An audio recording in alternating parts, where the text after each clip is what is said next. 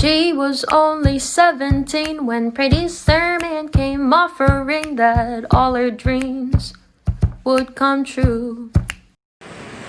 Saya akan menjelaskan tentang sejarah buku.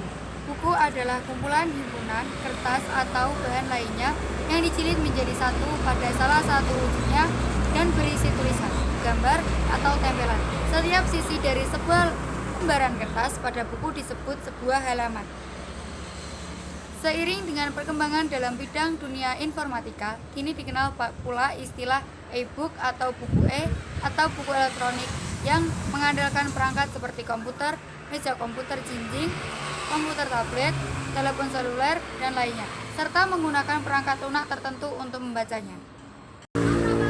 Dalam bahasa Indonesia terdapat kata kitab yang diserap dari bahasa Arab atau kitabun yang memiliki arti buku.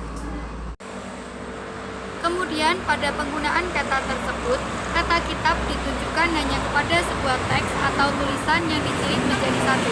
Biasanya kitab merujuk kepada jenis tulisan kuno yang mempunyai ketetapan hukum atau dengan kata lain merupakan undang-undang yang mengatur. Istilah kitab biasanya digunakan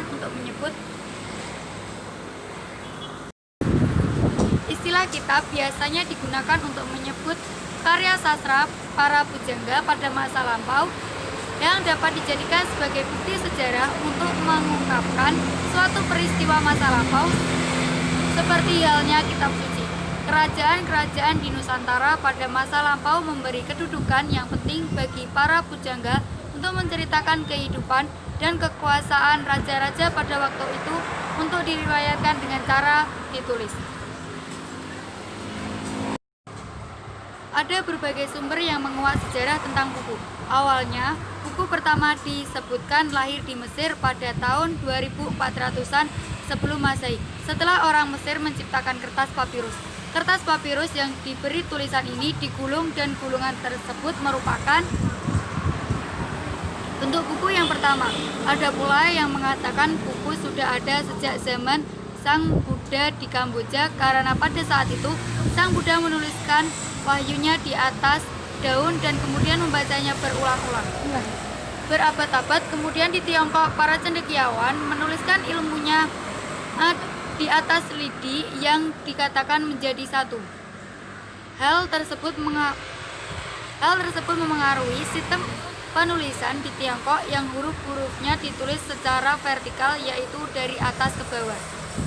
Buku yang terbuat dari kertas baru ada setelah Tiongkok berhasil menciptakan kertas pada tahun 200-an sebelum Masehi dari bahan dasar bambu yang ditemukan oleh Silun.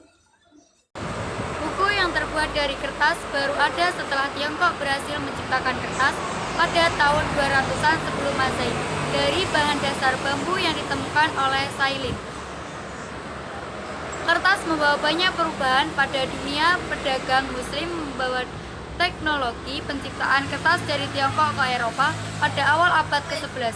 Disinilah industri kertas bertambah maju, apalagi dengan diciptakannya mesin cetak oleh Johann Gutenberg. Perkembangan dan penyebaran buku mengalami revolusi. Kertas yang ringan dan dapat bertahan lama dikumpulkan menjadi satu dan terciptalah buku. Pencipta buku biasanya dijuluki sebagai kutu buku. He said, "Come here, sweetie, I can make you a star. I just wanna see